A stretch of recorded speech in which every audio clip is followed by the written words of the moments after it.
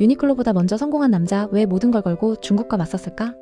유니클로보다 먼저 아시아 패스트 패션 시장을 장악한 브랜드 창업자가 있었어요. 수천억 자산에 아시아 전역에 매장 2,000개를 둔 그 남자. 그런데 지금 어디 있는지 아세요? 홍콩 감옥. 돈도 많고 명성도 있고 해외로 도망칠 수도 있었는데 왜? 대체 무슨 이유로 70대 노인이 감옥에 갇혀 있어야 하는 걸까요? 오늘은 그 선택에 대한 이야기입니다. 1948년 중국 광둥성. 지미 라이는 가난한 집안의 아들로 태어났어요. 12살 때 밀항선을 타고 홍콩으로 넘어갔죠. 주머니엔 딱 1달러. 말 그대로 몸만 온 거죠. 처음엔 의류 공장에서 일했어요. 남의 옷 만들어주는 노동자. 그런데 이 사람 그냥 있질 않았어요. 틈틈이 영어 공부하고 장사 감각을 익히고 시장을 관찰하면서 기회를 노렸죠. 그리고 1981년 드디어 자기 브랜드를 만들어요. 바로 지오다노. 들어봤어요? 요즘 한국에선 좀 시들했지만 90년대엔 진짜 대박이었어요. 싸고 심플하고 캐주얼한 옷. 유니클로가 뜨기 전에 지오다노가 먼저 아시아 시장을 평정했다고요. 홍콩, 대만, 싱가포르, 한국, 중국 본토까지. 매장이 무려 2,000개가 넘었어요. 지미 라이는 단숨에 억만장자가 됐어요.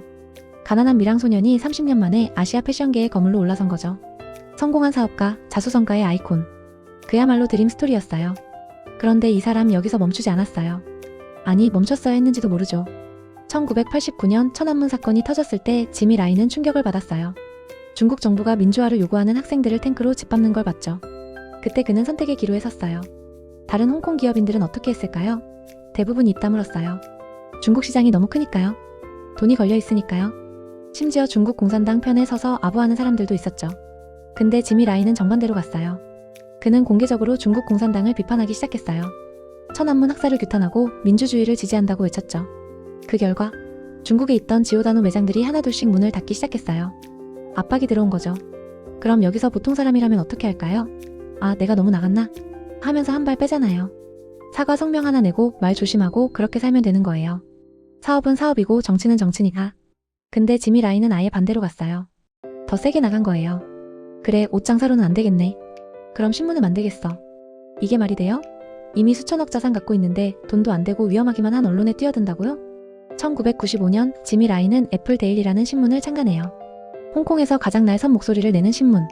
중국 공산당을 비판하고 홍콩의 자유를 지켜야 한다고 외치는 매체였죠. 사람들은 물었어요. 왜 이렇게까지 해? 당신 사업가잖아. 그냥 돈이나 벌면서 편하게 살면 되잖아. 지미 라이의 대답은 간단했어요. 나는 자유가 없는 곳에서 왔다. 그래서 자유가 얼마나 소중한지 안다. 그는 어렸을 때 중국 본토에서 배고픔과 억압을 경험했어요. 홍콩으로 넘어와서 자유시장에서 성공하면서 느꼈죠. 아, 자유가 있어야 기회도 있구나. 자유가 없으면 다 무너지는구나. 그래서 그에게 언론은 단순한 사업이 아니었어요. 그건 자유를 지키는 마지막 보루였던 거죠. 돈을 버는 게 목적이 아니라 목소리를 내는 게 목적이었어요. 근데 생각해보세요. 이게 얼마나 위험한 선택인지. 중국 정부 입장에선 지미 라이가 눈엣 가시였을 거예요. 돈 많은 사업가가 언론을 무기로 삼아서 계속 비판하고 홍콩 사람들을 설득하는 걸 그냥 두고 볼 수가 없었겠죠. 그래도 그는 멈추지 않았어요. 아니, 더 세게 나갔어요. 2019년 홍콩 민주화 시위가 터졌을 때 지미 라이는 이미 70대 노인이었어요. 그런데도 직접 시위 현장에 나갔어요. 애플 데일리는 시위를 적극 지지했고요. 중국은 그의 국가보안법을 통과시켰어요. 홍콩에서 중국을 비판하면 범죄자가 되는 법이었죠. 그리고 지미 라이는 1순위 타깃이 됐어요. 그때 그는 도망칠 수 있었어요. 해외에 자산도 있었고 영국이나 미국으로 가면 안전하게 살 수 있었죠. 주변 사람들도 다 말렸어요. 이제 그만하세요. 살아야 싸우죠. 근데 그는 안 갔어요. 내가 도망가면 애플 데일리 직원들은? 나를 믿고 따라온 사람들은? 그리고 홍콩 시민들은? 그는 자기가 떠나면 상징이 무너진다는 걸 알았어요. 성공한 사업가가 권력 앞에서 무릎 꿇는 걸 보여주면 다른 사람들은 희망을 잃을 거라고 생각했죠. 그래서 남았어요. 감옥에 갈 걸 알면서도. 2020년 8월 지미 라이는 체포됐어요. 국가보안법 위반, 외국 세력과 결탁, 불법 시위 선동. 죄목은 여러 개였지만 본질은 하나였죠. 입 다물지 않은 죄. 애플 데일리는 2021년 강제로 문을 닫았어요. 그리고 지미 라이는 지금도 감옥에 있어요. 언제 나올지도 모르는 상태로. 지금 지미 라이는 전 세계적인 상징이 됐어요. 홍콩 민주화 운동의 얼굴이자 표현의 자유를 지킨 사업가로요. 미국 정부는 그의 석방을 요구하고 언론 단체들은 그를 지지해요. 근데 아이러니한 건 그가 처음부터 정치인이나 운동가가 아니었다는 거예요. 그는 그냥 사업가였어요. 돈 벌고 성공하고 편하게 살 수도 있었던 사람. 그런데 그는 선택했어요. 안전 대신 위험을, 침묵 대신 목소리를, 도피 대신 저항을. 왜였을까요? 그냥 돈이 아깝지 않았을까요? 가족이 걱정되지 않았을까요? 나이 들어서 감옥에 가는 게 두렵지 않았을까요? 당연히 다 느꼈을 거예요. 그도 사람이니까. 근데 그는 이렇게 생각했던 것 같아요. 내가 가진 이 모든 것들? 돈, 명성, 자유 이게 다 어디서 온 건데? 바로 자유로운 사회에서 온 거잖아. 그런데 그 자유가 무너지는 걸 가만히 보고만 있으면 나는 뭐가 되는 거지? 그래서 그는 싸운 거예요. 자기가 가진 모든 걸 걸고서. 우리 대부분은 지금 성공을 꿈꾸잖아요. 돈 많이 벌고 좋은 직장 다니고 경제적 자유 얻고 싶어 하죠. 그런데 정말 만약에 여러분이 그 성공을 잃었다고 쳐봐요.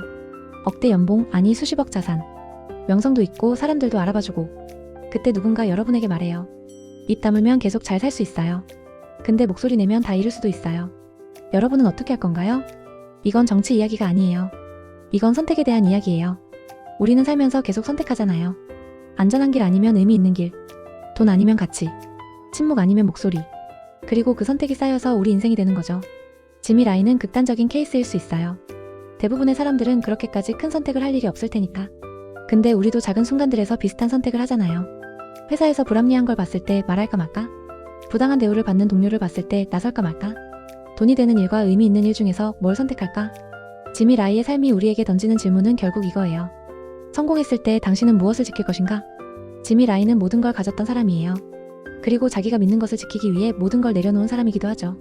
지금 그는 감옥에 있어요. 나이든 몸으로 언제 나올지도 모른 채.